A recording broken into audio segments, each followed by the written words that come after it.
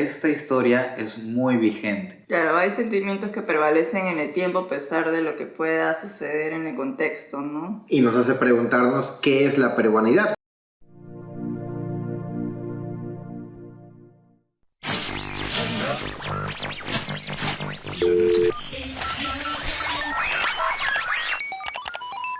Entra a una nueva dimensión.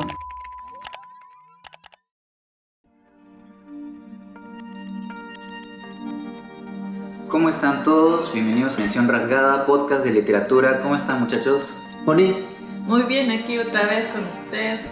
para comentar el segundo episodio. ¿Cuál es el segundo episodio? El día de hoy vamos a comentar el libro El primer peruano en el espacio del escritor peruano Daniel Salvo. Daniel Salvo, conocido en algunos círculos ocultos como el faraón de la ciencia ficción en el Perú, Ajá. es un referente, de hecho, en este género. Muchos de sus relatos han participado en distintas antologías y, por supuesto, es muy conocido por el libro que vamos a comentar el día de hoy.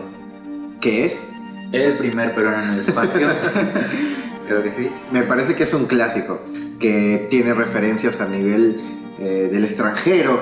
Cuando uno habla de ciencia ficción peruana, fuera de Adolf, que también lo vamos a comentar en este episodio, a mí me emociona muchísimo, hasta me brillan los ojos. No se puede ver, pero me brillan los ojos.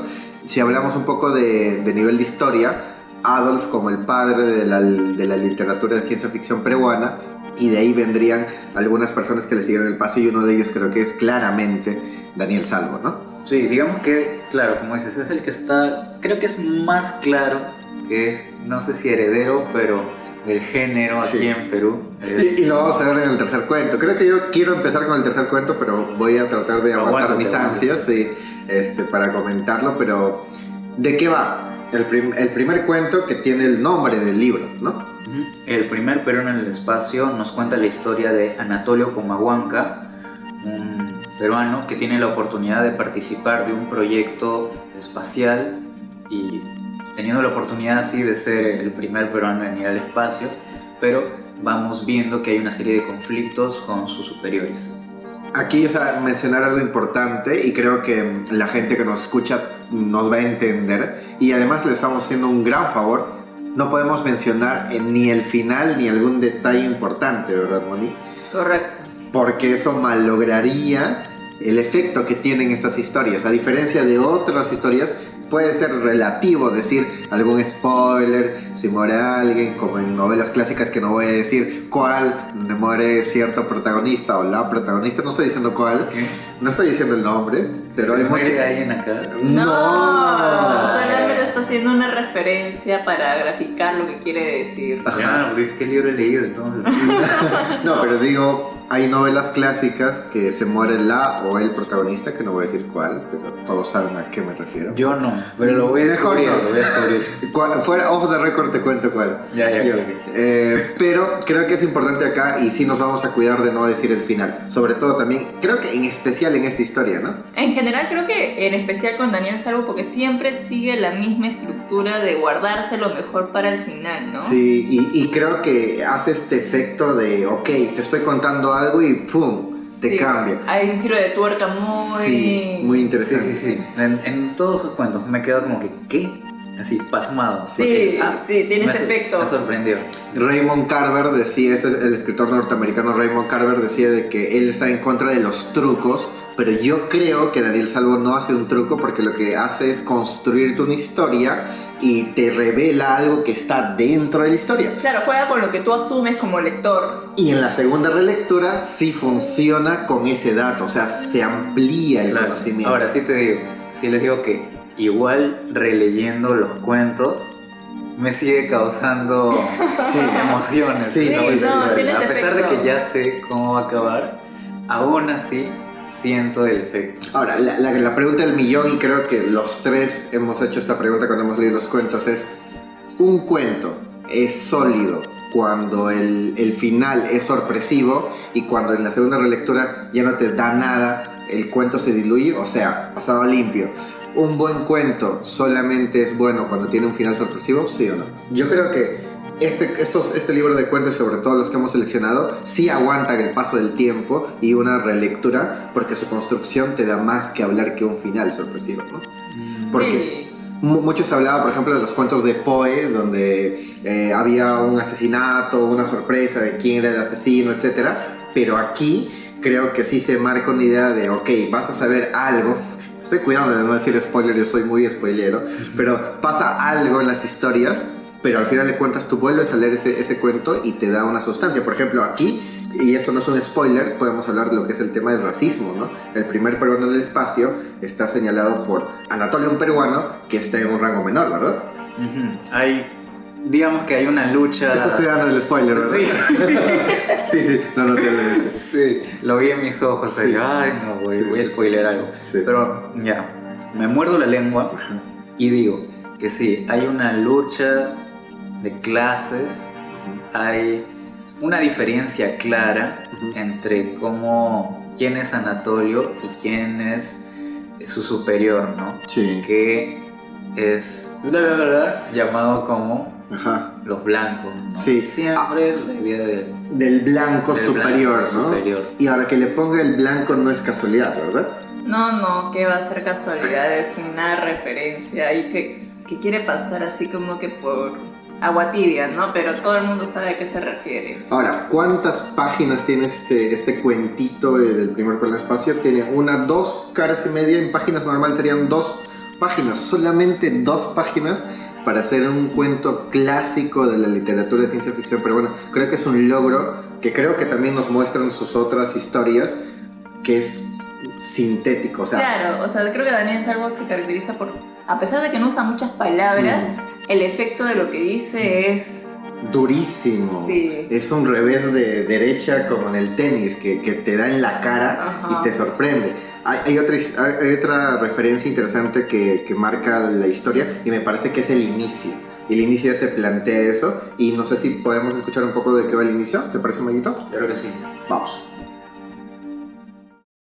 Anatolio Pomahuanca tenía razones de sobra para odiar a los blancos. Hacía cientos de años que estos habían invadido y conquistado su mundo y reducido a sus antepasados a la triste condición de siervos o ciudadanos de segunda clase. Hubo cambios históricos como guerras de independencia, rebeliones y revoluciones, pero como fuera, los blancos eran aún quienes gobernaban y decidían todo en el Perú y el resto del mundo. Ahora vivimos en democracia, decían unos. Hemos efectuado grandes avances en materia de derechos humanos e integración, proclamaban otros. Anatolio sonreía torvamente al oír estas frases tan manidas y falsas. ¿Acaso no eran blancos el presidente, los militares y los sacerdotes? ¿Alguien había visto alguna vez un nativo ocupando un cargo decisorio?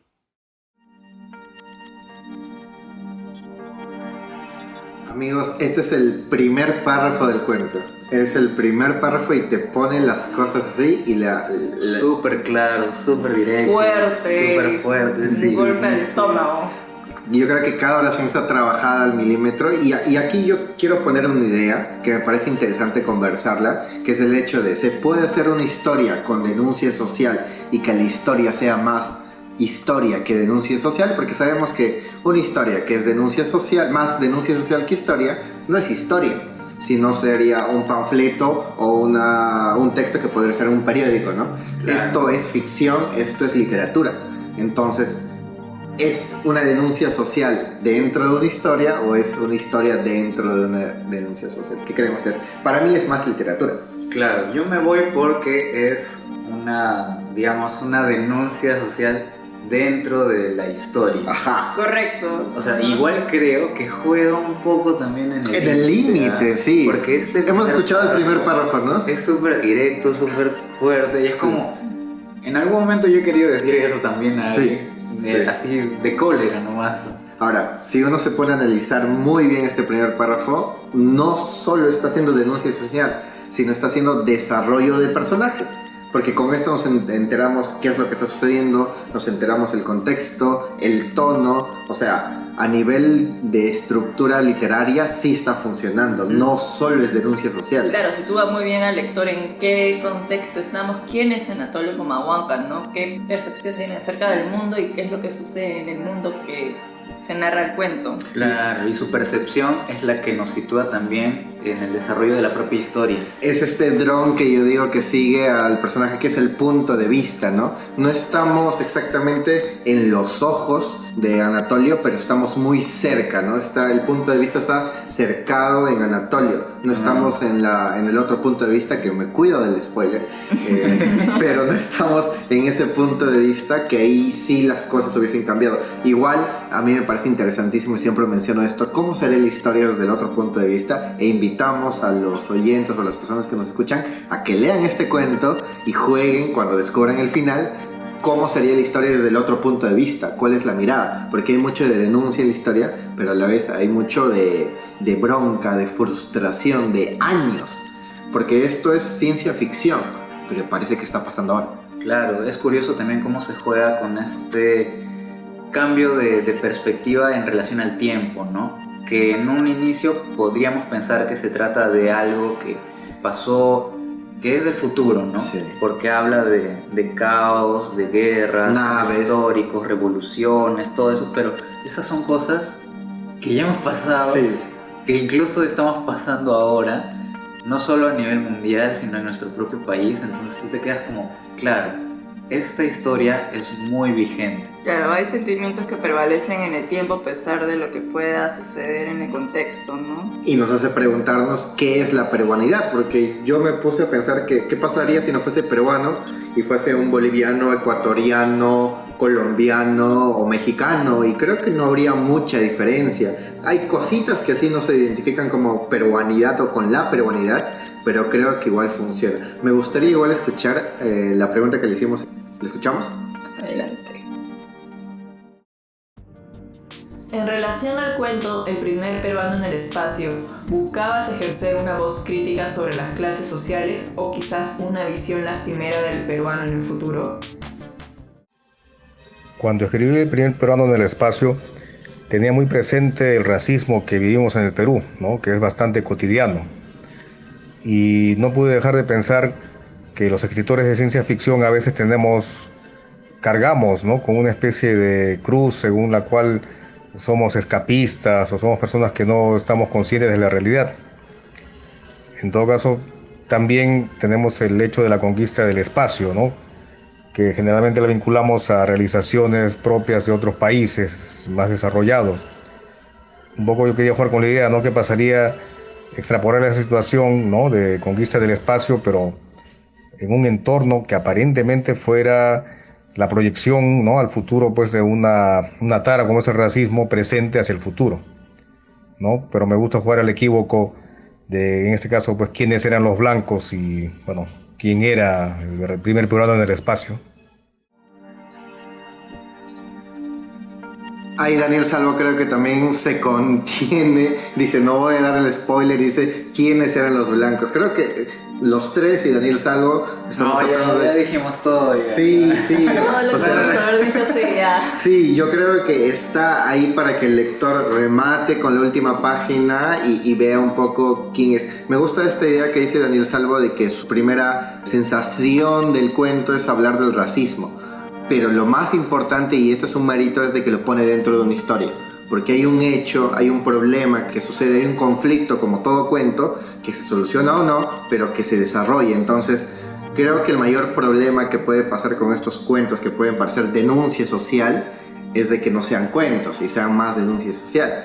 Creo que le pasaba, igual abriendo la polémica, a Simone de Beauvoir. Simone de Beauvoir ponía cuentos en ficción que eran más denuncia social que historias en sí, y ahí se abre el debate, ¿no? ¿Cuándo tiene que ser más historia o narración que denuncia social? Pero creo que funciona aquí, o por lo menos para mí funciona, ¿no? Sí, igual es como esto que dijo Daniel de que también jugar a la proyección que tenemos nosotros, ya sea peruanos o latinoamericanos, con respecto a tomar el lugar quizás de los países más desarrollados, hacer las cosas que ellos han hecho. Es como ¿acaso esa es la línea que estamos siguiendo nosotros? O sea, ¿hay acaso un complejo de inferioridad también en nuestra historia? Que no es de ahora, como tú dices, sino viene de antes, ¿verdad? Claro, ¿y cómo sería ocupar ese lugar en todo caso, ¿no? De los países desarrollados. Claro, del peruano que va al espacio, que conquista el espacio. O sea, que está trascendiendo de su tercermundismo, digamos, Sí. ¿no? O sea, O de su sensación de ser tercermundista. ¿por qué nos creemos tan poquito?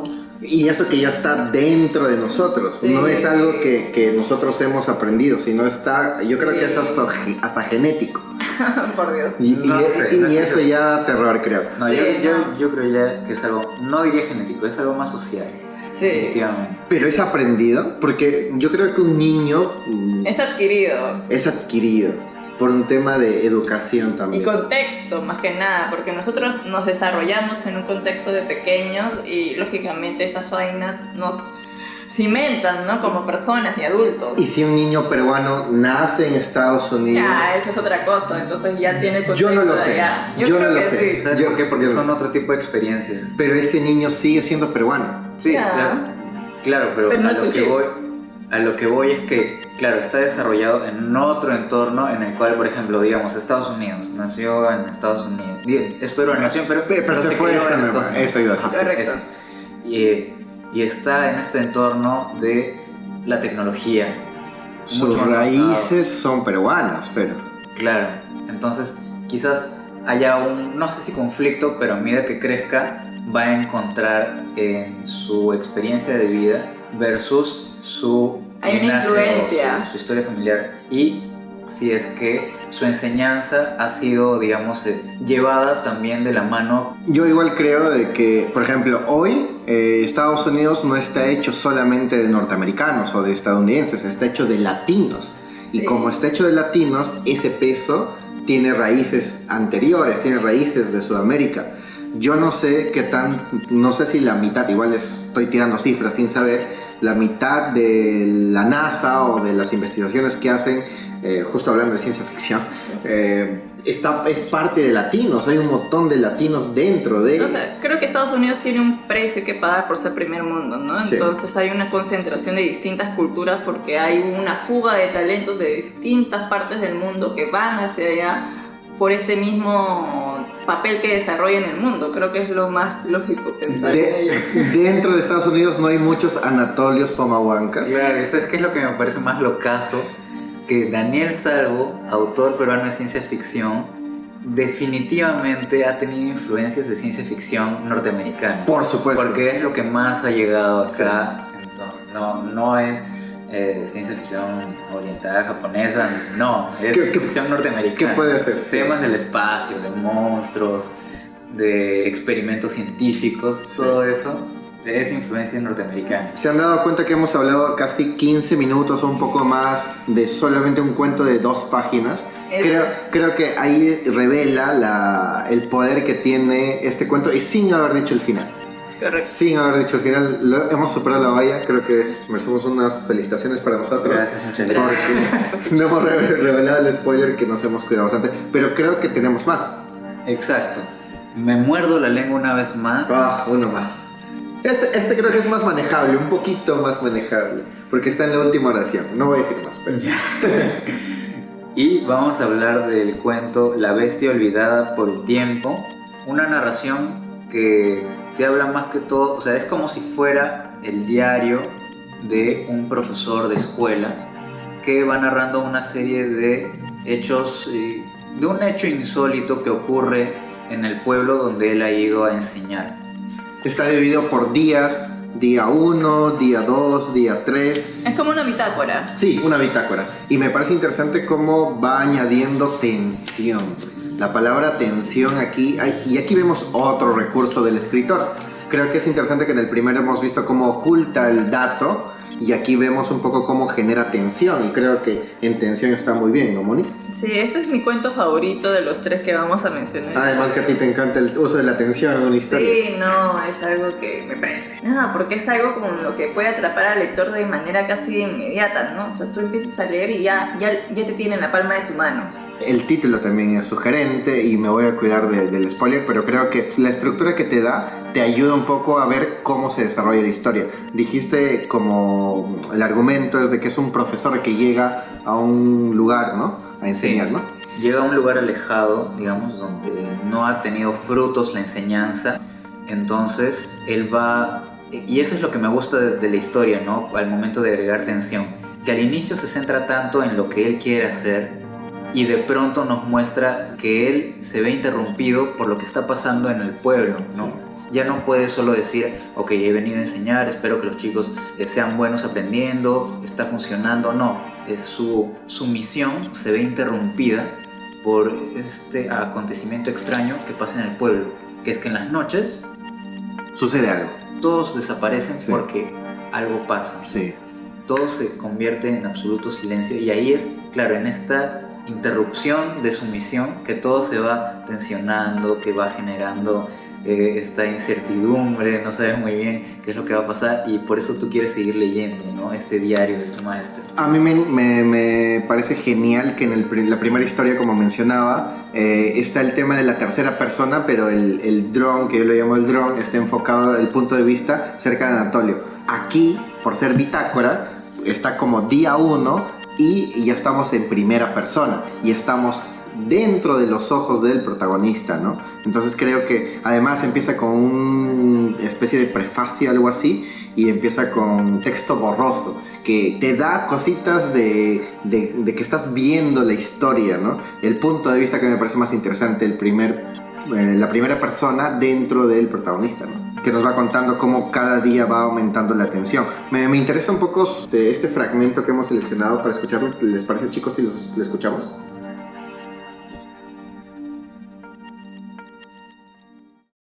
Día 7. Los pobladores de Aco llevan una vida muy dura. Esto lo deduzco por el silencio que se apodera del pueblo apenas se oculta el sol. Nadie sale de su vivienda y todo se sumerge en un silencio letárgico. Sin embargo, sus viviendas permanecen iluminadas hasta la madrugada. Los pobladores se incomodan cuando les pregunto acerca de las noches y la razón por la cual se ocultan en sus establos. Me han sugerido que me dedique a mi trabajo y que los deje en paz. Que los deje en paz. Es interesante un poco cómo termina este párrafo, este fragmento, porque te delimita un poco también cómo la tensión va creciendo. Este fragmento creo que está en la mitad de la historia. Claro, y ¿sabes qué? Me recuerda un poco también a cuando se trata supuestamente de poblaciones más pequeñas y tienen cierto recelo hacia los extranjeros que llegan, ¿no? Sí. Y a pesar de que puedan ser de su mismo país, digamos, ¿no? Entonces como que no te metas más allá de donde tienes que Donde no te han involucrarte. dicho, ¿no? Ajá. Claro, sigue concentrándote en lo que tú has venido a hacer, ok, hazlo, pero no te involucres con lo que nos sucede, ¿no? Porque tú no eres parte de esto. Nosotros. Y Exacto. tocamos la misma temática del primero y creo que acá también en este libro de cuentos vemos un hilo fino que une a las historias, que es este tema de separación. No somos iguales, ¿no? De los no iguales. Claro, podemos coexistir, pero no somos lo mismo. Sí, ¿no? Claro, O sea, ajá. Hay una persona que llega a un lugar y que hace algo y que encaja o no encaja con las personas que viven ahí. Entonces yo creo que ahí funciona la diferencia, porque además se nota cómo el protagonista es diferente a las otras personas a nivel de sensaciones, ¿no? Uno es más amable y el otro las otras personas son más lejanas. y también un nivel de cultura. Sí, sí, Claro, sí. vamos a ver también hasta qué nivel puede llegar a reunirse esta convivencia, ¿no? Entre este maestro y este pueblo, ¿no? En el anterior cuento había una diferencia clara que no permitía la convivencia entre Anatolio y el blanco, ¿no? El superior. Sí. En esta historia tenemos ya no solo a dos personajes, sino es Una comunidad. contra una comunidad. Correcto. Y el uso de la palabra comunidad o el uso de palabra conjunto de personas que viven en un lugar es interesante porque también está delimitado el tema de somos unos cuantos contra uno que llega del exterior. Creo que esto de el visitante, ¿no? A mí me interesa mucho este cuento. Hay algo que lo caracteriza mucho, es el hecho del tema visual. yo siempre digo que una historia oral no puede ser igual a una historia escrita. Y acá se ve el tema del manuscrito, que lo repite 2 o 3 veces, y esta partecita, por ejemplo, que dice, entre paréntesis, en la mitad de la historia dice, esta parte del manuscrito está borrosa, posiblemente afectada por la humedad y los hongos. Hay alguien que está leyendo con nosotros esta historia, entonces nos está diciendo que esta parte del manuscrito está borrosa y afectada por la humedad y los hongos. Ha encontrado esta historia a nivel de ciencia ficción y está leyendo lo que nosotros estamos leyendo, y eso le da un plus a la historia, creo, a nivel del lector, porque esto nos está dibujando algo en nuestra mente. Pero me interesa un poco saber la opinión de Daniel. No sé si podemos escuchar un poquito la opinión. Sobre el cuento La bestia olvidada por el tiempo, ¿cuáles fueron tus influencias para trabajar finales inesperados y qué buscabas transmitir al lector con ello? Yo escribí La bestia olvidada por el tiempo en el contexto de estar llevando un taller de narrativa en el Centro Cultural de la Universidad Católica. En ese momento no tuve en mente si habría o no la influencia de un escritor determinado, pero hay otros escritores, amigos, que me han hecho notar que ahí estaría una influencia del escritor norteamericano Fritz Leiber, ¿no?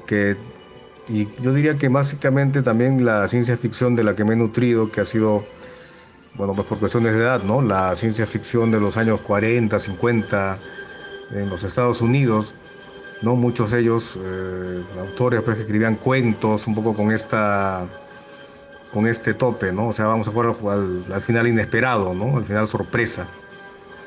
Lo que quería transmitir al lector con estos finales sorpresa es un poco esa sensación como de juego, ¿no? De sentido de la maravilla, ¿no? De narrarles una cosa, ¿no? Que puede ser pues insólita, como es la ciencia ficción, ¿no? Algo lleno de novedades, de cosas extrañas, y además, ¿no? Un tope que tiene que ver pues, con una sorpresa final, ¿no? Pero dentro de ese contexto de ciencia ficción. El tema del final. Aquí también Daniel se cuida un poco de lo que es decirnos cuál es el final. Se muerde la lengua. Como también. nosotros tres. Y hemos superado, creo, esta parte también. Pero al igual que en la otra historia, podemos hablar de esta sin decir el final. Y creo que es un logro del autor poder llevarnos por varios temas a través de sus personajes, ¿no? Sí, Tiene un poco también de horror, ¿no? Sí, tiene esa tensión del horror, ¿no? Que va Violencia. pegando. Sí. Hay una violencia contenida en este profesor, ¿verdad? Que Correcto. llega, pero hay un tema de ahínco contra él, hay un tema... Al principio, porque después va cambiando y no Sí. podemos decir mucho más, Sí, creo. ya no dice más. si no se transforma. Igual creo que esta historia tiene claves, tiene guiños a nivel del título, y además, como tú decías, Maguito, se basa en autores norteamericanos. Él lo dijo, Daniel Ajá, lo dijo, sí. Daniel Salvo dijo eso. Me parece igual que podemos pasar a la tercera historia. La última historia, el último cuento que vamos a comentar hoy es Necronomicon Peruvianis. Mi favorito. ¿De qué va? Por favor. Este es un cuento ya muy curioso, Es la verdad. excelente. Porque el autor, nuestro querido Daniel, se mete de alguna manera en la historia y ficciona un poco junto a otro autor también, De culto, de sagrado, Empezamos. que tengo un póster ahí en mi casa. llamado, dinos el nombre por favor, Chris. Pepe Adolf. Oh, José Adolf, que eso es el padre de la literatura de ciencia ficción peruana, que fundó el género en el Perú, o por lo menos yo siempre digo esto, no es quien lo haga primero, sino es quien lo haga mejor. Y creo Uy. que es una buena frase. Palabras fuertes. Palabras fuertes. Y yo creo que Adolf hizo eso, ¿no? A nivel de sus libros de cuentos o de sus novelas, creo que fundó. Y acá viene, es una pregunta que creo que no se le hicimos a Daniel, pero tal vez podemos hacerla después y nosotros se lo comentamos, es si esto pasó en la realidad. porque lo que me interesa es saber si este encuentro en realidad sucedió o es un encuentro ficcionado, que le cambie, que no le cambie. Y entramos Claro. al chismecito literario. Ajá, porque este cuento es justo eso, ¿no? ¿De qué Este va? intercambio de este encuentro de estos dos autores que discuten en base al libro Necronomicon, que es como una especie de libro mágico donde tú invocas cosas, monstruos, maldiciones, lo que sea. ¿Dónde está el libro de Lovecraft, el libro sagrado de los seguidores de Lovecraft? Une Lovecraft, une a Daniel, al propio Daniel con nombre y apellido, la autorreferencia está. Une a José Adolf, une a las salidas que tenían ellos como amigos, porque en la vida real fueron amigos. Y el inicio me encanta porque se encuentran en un cafecito que existe, El ¿verdad? Haití, si no me equivoco. Ajá, tú has ido al Haití. Todavía no he tenido la oportunidad, pero ahora que leí esto, definitivamente voy a ir. Sería interesante, haciendo un uso brutal de la autorreferencia o de la autoficción, sería llevar este libro, El primer peruano al espacio, al Café Haití de Miraflores aquí en Lima y leer este cuento Necronomicon peruvianes. En la silla en la que se sentó Daniel Salvo frente a José Adolf. Entonces nada más un cortito. Un cortito, exacto, hacer lo mismo que ellos hicieron y leer este cuento y decir, estoy viviendo lo que me dices. Es genial. Estoy viviendo la ficción. Estoy viviendo la ficción. Lo que nos da aquí es genial. Puede ser un recurso igual que está muy usado, pero creo que aquí lo hace con inteligencia. Hay un tono particular del humor, el tono de la descendencia. Creo que aquí Daniel Salvo habla de su descendencia, como una especie de Borges. Borges hablaba de su descendencia. Borges hablaba a partir del apellido Aquí se usa el apellido Salvo para hablar de la descendencia. Me encanta. Me encanta, puedo pasarme horas hablando de las referencias que hay aquí porque hay muchas, pero me parece que el inicio es bueno y me gusta esto de Señor Adolf, así empieza el cuento, ¿no? Dice, encontré al escritor José B. Adolf en el Café Haití de Miraflores, que vamos a ir, tomándose un cortito. Señor Adolf, Pepe, por favor. Bueno, Pepe, pues. Eso también te está diciendo el nivel de confianza. Claro, y creo que es por ese tipo de intimidad que había en la realidad, imagino, Sí, sí había. que este cuento tiene algo que no tienen los otros, que es este carácter más cercano, Intimista. incluso, exacto, intimista y ligeramente cómico. Hay un humor, ¿no? Hay un humor enqueletado. A mí me encanta cuando habla de sus antepasados, que uno se cayó a un silo, creo. Es interesantísimo. Creo que acá podemos hablar con más libertad porque el tema del final es diferente, no por ende malo, pero es diferente a los anteriores. Pero igual también hay un tema sorpresivo, lúdico con el tema del humor. Pero aquí sí me parece que las fichas se lanzan, Claro. y el lector juega con eso, ¿no? Y con... Es que yo no supero la autorreferencialidad. En un momento, nombre y apellido, Daniel Salvo se escribe. Claro, entonces ¿cómo?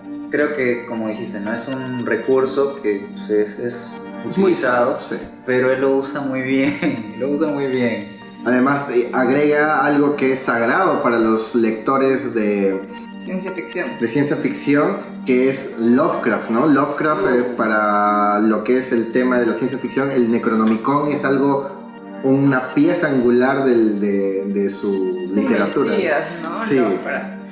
Hay algo interesante que también quiero señalar, bueno, dentro de las muchas cosas que me gustan del cuento, es de que se nombran a otros autores como Humberto Eco, como Jorge Luis Borges, como el mismo Adolf, como escritores o libros antiguos, como el tema de la iglesia, como el tema de la referencia al mismo autor que le dicen, a ti no te conocen mucho todavía, o tú te hiciste conocido por esto. Me parece que esas cositas nos da un poco de esta referencia. Y dicho, yendo por este lado, me gustaría escuchar un pequeño fragmento que hemos seleccionado que habla justo esto de los antepasados. ¿Escuchamos? ¿Cómo sabes eso? Lo acabo de descubrir al ver el libro que has traído. ¿No te apellidas Salvo? Sí, El nombre del ayudante de mi bisabuelo era Adelmo Salvo. mi tatarabuelo. Exactamente. Pero, por lo visto, El libro no le sirvió para nada. Adelmosalvo quedó paralítico tras caerse en un silo en el que estaba miccionando, y ya me has contado acerca de la interesante vida de uno de sus descendientes, precisamente el que tenía el Necronomicon.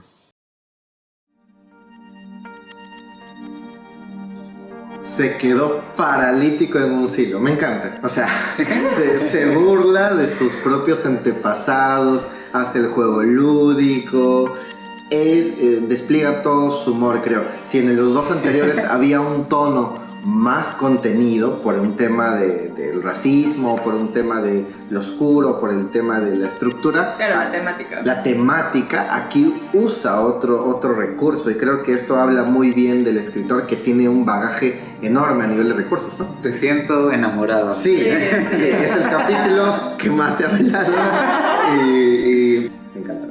Pero vamos a escuchar un poquito de lo que nos dice Daniel, porque creo que puede complementar. Es necesario. Un poco. Para mí es necesario. A ver. Lo escuchamos. En relación al cuento Necronomicon Peruvianis, ¿qué te llevó a trabajar la autorreferencialidad y cuáles crees que son los límites en relación de la ficción con personajes reales? Escribí Necronomicon Peruvianis en un año en el que todavía José B. Adolf estaba vivo, y bueno, yo solía, ¿no?, visitarlo en su departamento en Miraflores.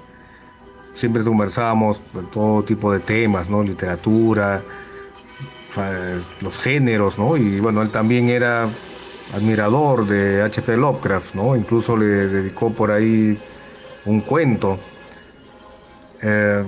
Jugando con esa idea, ¿no?, y recordando también a Alfredo Bryce, que aparece como personaje en algunas de sus novelas, quise crear un cuento así que fuera, ¿no?, entre humorístico y lovecraftiano y peruano, ¿no?, en el que escritores peruanos, ¿no?, trajeran a colación justamente esos temas, ¿no?, los temas editoriales, ¿no?, la piratería, ¿no?, pero vinculados pues a Lovecraft,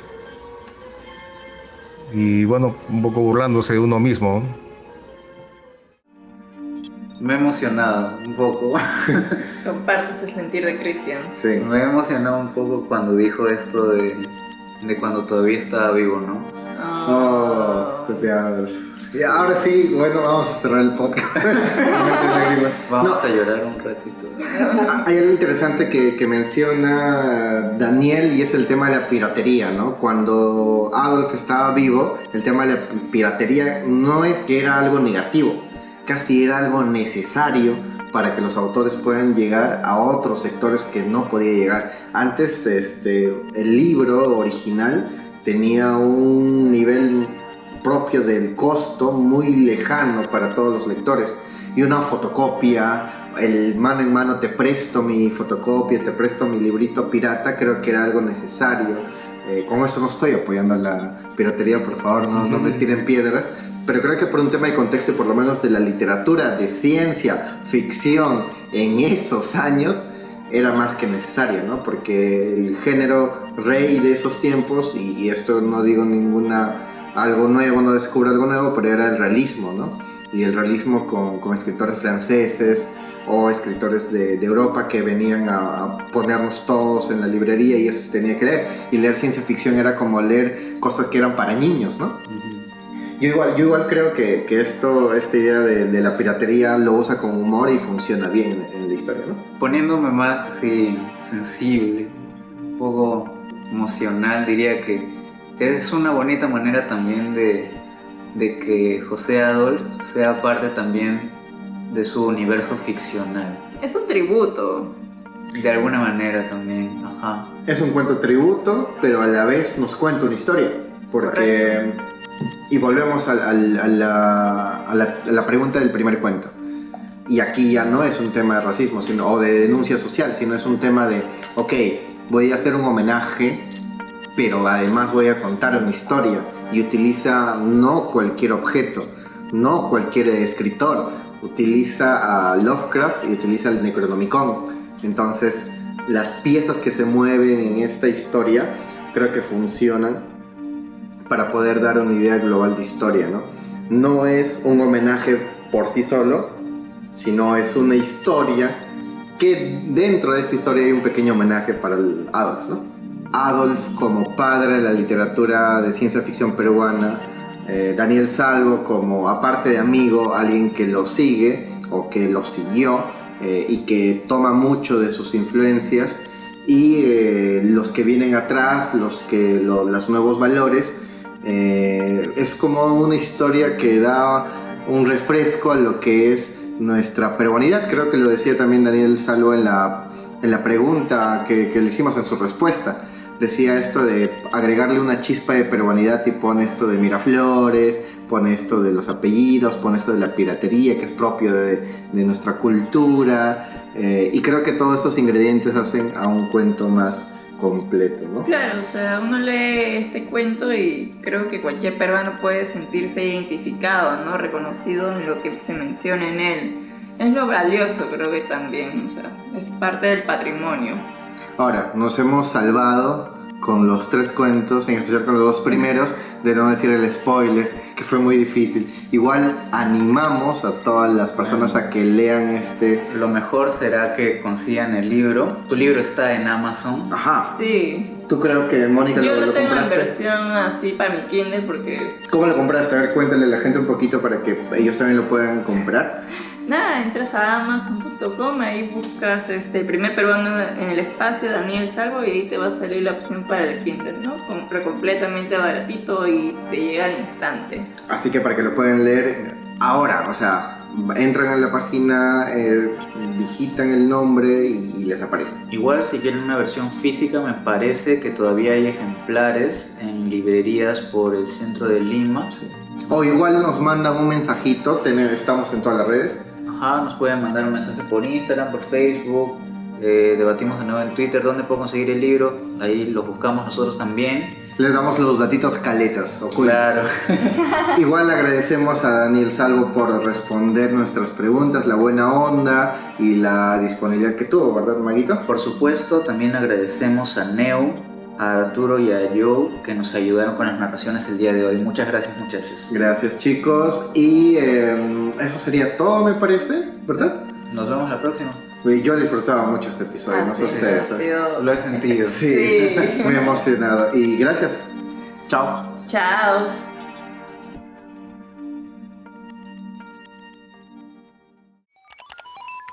Transmisión finalizada. Me he puesto sensible. ¿Dónde está Adolf? Hay que usar el Necronomicon para traer a Adolf de vuelta. Sí, vamos al Haití y ahí usamos una Ouija. Mejor usamos una Ouija, sí, ahí invocamos a Adolf.